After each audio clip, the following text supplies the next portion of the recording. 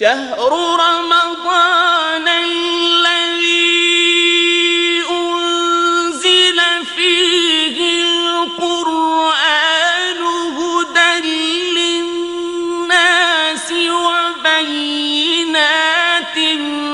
من الهدى والفرقان نحمدہ ونصلی علی رسولہ الکریم اعوذ باللہ من الشیطان الرجیم بسم اللہ الرحمن الرحیم الحمد للہ رب العالمین الرحمن الرحیم مالک یوم الدین اما بعد۔ بات چل رہی تھی اللہ رب العزت کی رحمتوں کے بے حد، بے حساب، بے شمار اور بے کنار ہونے کی۔ اللہ کی رحمتیں ہر سو ہیں۔ یہ سارا نظام کائنات جو اپنے بہترین انداز میں چل رہا ہے، یہ اس کی رحمت ہی کی وجہ سے ہے۔ وہ ناراض ہوتا ہے، اس کا غضب بھی نازل ہوتا ہے، اور بالخصوص ان لوگوں کے لیے جو سراپا گناہ ہو جاتے ہیں۔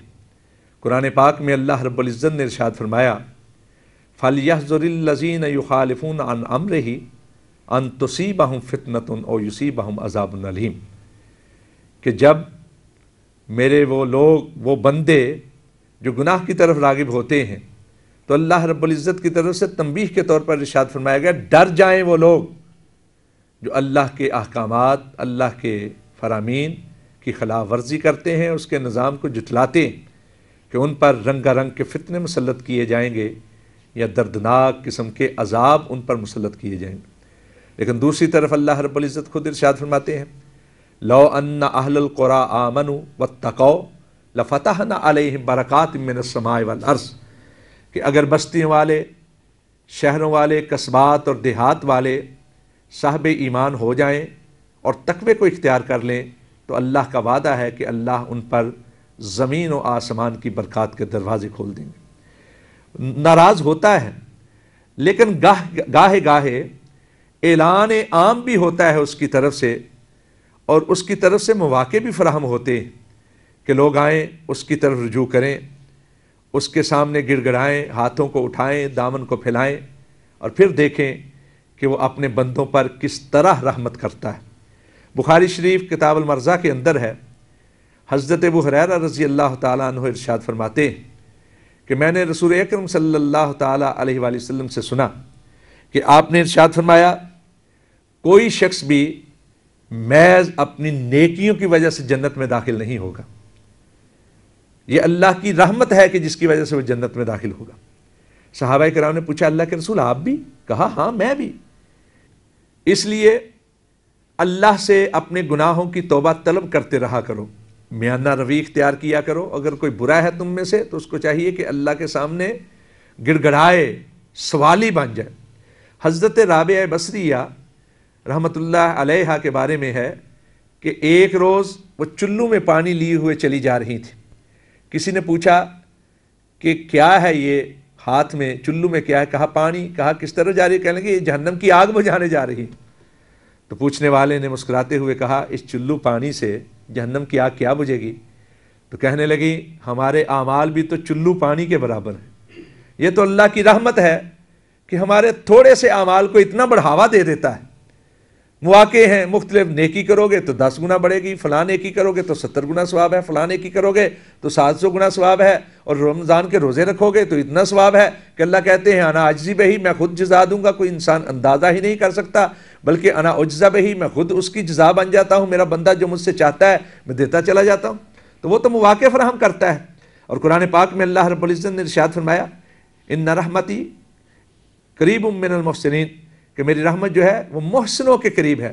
محسن وہ نیکی کرنے والے جو کامل اللہ کی رضا کے لیے نیکی کرتے ہیں۔ رسول اکرم صلی اللہ علیہ وسلم سے پوچھا گیا احسان کیا ہے؟ آپ نے فرمایا یہ کہ جب تو نیکی کرے تو یہ سمجھے کہ میں اپنے رب کو دیکھ رہا ہوں، اور اگر ایمان کے اندر تھوڑی سی کمزوری ہے تو یہ نہیں سمجھ پا رہا تو کم از کم یہ تو سمجھ کہ اللہ تجھ کو دیکھ رہا ہے۔ تو اللہ کی رضا کے لیے جو کام کیا جائے وہ احسان ہوتا ہے، اور احسان اس نیکی کو بھی کہا جاتا ہے جس کے بدلے کی کوئی خواہش نہ ہو، جس کے معاوضے کی کوئی طلب نہ ہو، محض اللہ کی رضا کے لیے کہ اللہ ہم سے راضی ہو جائے۔ تو رسول اکرم صلی اللہ تعالی وسلم نے ارشاد فرمایا کہ عملوں کی وجہ سے انسان جنت میں نہیں جائے گا بلکہ اللہ کی رحمت کی وجہ سے جائے گا، اس لیے اس کی رحمتوں کے سوالی بنے رہا گا۔ خود رسول اکرم صلی اللہ تعالی علیہ وآلہ وسلم کے بارے میں ہے، جب کبھی بیتاب ہوتے، مضطرب ہوتے، بے قرار ہوتے تو ایک دعا تھی جو کثرت سے آپ پڑھا کرتے تھے۔ وہ کیا دعا ہے؟ یا حی یا قیوم برحمتک استغیث، اے زندہ و جاوید، اے ہمیش قائم و دائم رہنے والے، میں تیرے حضور ملتجی ہوں، اپنی رحمت کے ساتھ میری مدد فرما، برحمتک استغیث، میں تیری رحمت کا سوالی ہوں۔